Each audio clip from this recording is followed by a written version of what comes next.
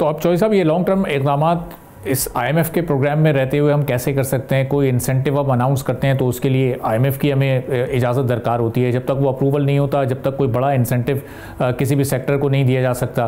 फिर ये जो इस वक्त सूरत हाल एक्सपोर्ट्स की लिमिटेशन की है, वो हम रेमिटेंसेस से उसको कवर अप करने की कोशिश करते हैं कि हम बताते हैं देखें जी हम ये सरप्लस में आ गए, इस साल हमारा करंट अकाउंट सरप्लस रहा है, और उसमें बड़ा हिस्सा तो हमारा रेमिटेंसेस का होता है। वो इसलिए बढ़ रही हैं क्योंकि ब्रेन ड्रेन बहुत हद तक कामयाब हो रहा है और बहुत बड़ी तादाद में पिछले चंद सालों में लोग पाकिस्तान से छोड़कर गए, तो ये रेमिटेंसेस ने हमें किसी हद तक थोड़ा सा सेफ रखा हुआ है। तो ये अब सूरत हाल आने वाले 1-2 सालों में किस जानिब जा रही है? जो एम्बिशियस टारगेट हमने सेट किए हैं बड़े बड़े एक्सपोर्ट के, अपनी इकॉनमी में एक्सपोर्ट को डबल करने के, ये हासिल भी हो सकेंगे या ये सिर्फ एक ख्वाब ही रह जाएंगे?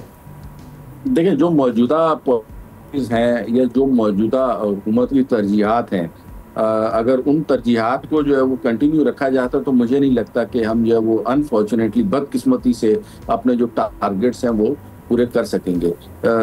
तरजीहात ये होनी चाहिए कि पावर हमारी, अगर मैं एक छोटी सी मिसाल देता हूँ आपको, कि अगर आप हमारी पावर पॉलिसी को 90s से शुरू करें देखना, उस वक्त से जो हमारी थी, उस वक्त हम जो फर्नेस ऑयल से हमने प्रीफर किया कि हम फर्नेस ऑयल से जो है वो बिजली प्रोड्यूस करेंगे, और उस जमाने में जो है वो महंगी तरीन बिजली प्रोड्यूस की गई और 25-25 साल के एग्रीमेंट्स किए गए जो हमारे पास IPPs आके जिन्होंने इन्वेस्टमेंट की।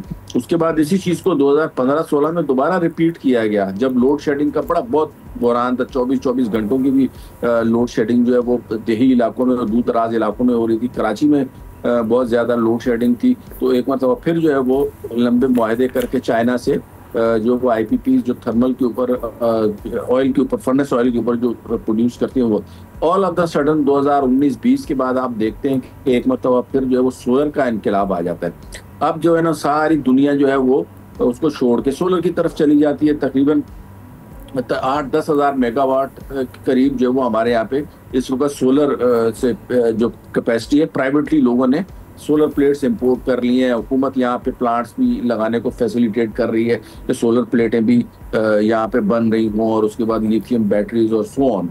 तो अगेन अब वो जो IPPs के साथ हमने एग्रीमेंट किए हुए हैं, उनको हमने फिक्स कैपेसिटी चार्जेस भी देने हैं। फिर उसके बाद साथ साथ LNG के जो हमने कतर के साथ मुआहदे किए हुए हैं और दीगर मुल्कों के साथ, अब वो हमें वापस करना पड़ रहा है।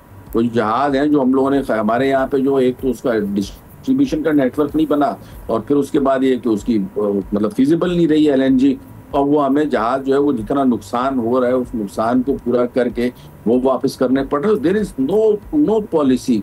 इवन अब आप आगे देखेंगे कि सोलर भी जो है ना वो हो सकता है अबेंडेंट हो जाए, और लोग जो है वो जो हवा वाली बिजली है, विंड एनर्जी, उसकी तरफ चले जाएं, क्योंकि उसमें फिर दिन और रात का भी कोई डिस्टिंक्शन नहीं है।